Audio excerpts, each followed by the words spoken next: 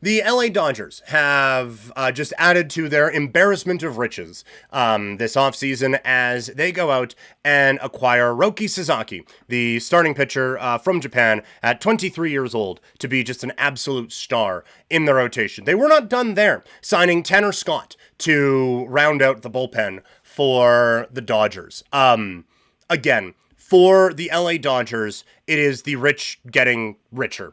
And a lot, oh, bad for baseball, blah, blah, blah, blah, blah. They got the money, they're going to spend it. I have no problem with it. I've talked before about how I think, big spending is back in baseball. And you love to see it because they're allowed to. You love to see these guys getting paid. And it's I have no problem with it. And I wish my team was the one who was doing it. But now for the Dodgers. Roki Sasaki apparently favors a six-man rotation. The six-man rotation for the Dodgers is insane. It's Blake Snell, who they signed in free agency, remember. Yoshinobu Yamamoto, Tyler Glasnow, Tony Gonsolin, Roki Sasaki, and Dustin May. Good grief. That is an unbelievable rotation. The fact that you can roll with 3 or 4 of those guys in the playoffs, and then, we're going with a bullpen day with Sasaki. Or we're just going to go to Roki Sasaki in the 8th inning of this game and try to shut this thing down that way. Then in the bullpen, you have Tanner Scott, lefty, by the way, talking about that from a Blue Jay standpoint, would have been nice, but you have Tanner Scott as, they have 3 guys, on roster resource right now, they have 3 guys listed as a closer. Tanner Scott, Michael Kopech, and Blake Trinan. That 7, 8, 9 is absurd. And then you have Anthony Banda, who is I think a pretty solid lefty as well. They've put together an unbelievable team. Toxic saying you could argue Dodgers' 6th man is better or at least as good as the Blue Jays' ace. I mean, yeah, Dustin May, really strong. Injuries have kind of slowed him up a little bit, but at 27, you can make a case. I think pretty definitely you can make a case. And oh, by the way, none of this is factoring in that maybe Shohei might be able to pitch next year. And then offensively, this is the lineup right now.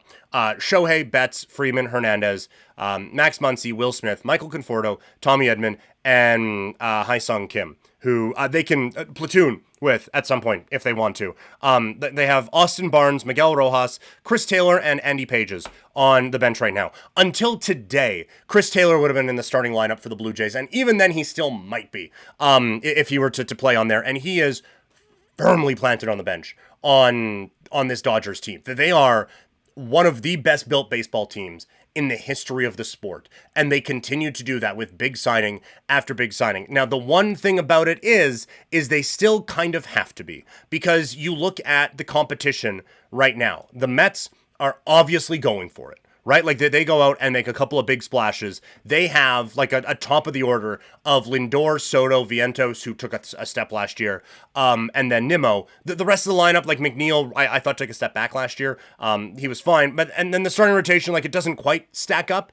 But Minaya, Senga, if he stays healthy, that's a big boost for them. Montas, Clay Holmes, bullpen, they just added Minter, so you got a pretty good 8-9 there with Edwin Diaz if he can get back to form, and AJ Minter. So you're not just lapping the field or anything like that. The Phillies still have, I think, the best 1-2 starting punch in baseball. The Diamondbacks, who are in their division, just added Corbin Burns and now can roll out 3 of the best pitchers in baseball in their starting rotation in any given series. And then you look at the Yankees, who have followed up on missing Juan Soto by putting together a very good baseball team, by holding on to Chisholm, bringing in Goldschmidt, who I think will be whatever, but also bringing in Cody Bellinger. Right now in the lineup I'm looking at, Giancarlo Stanton's hitting 6th. That lineup is good. Starting pitching-wise, they add Max Fried, and another pitcher would have been great from the Blue Jays. But now they're, Carlos Rodon, I don't know how much I trust him, feel fine with him as a number 3.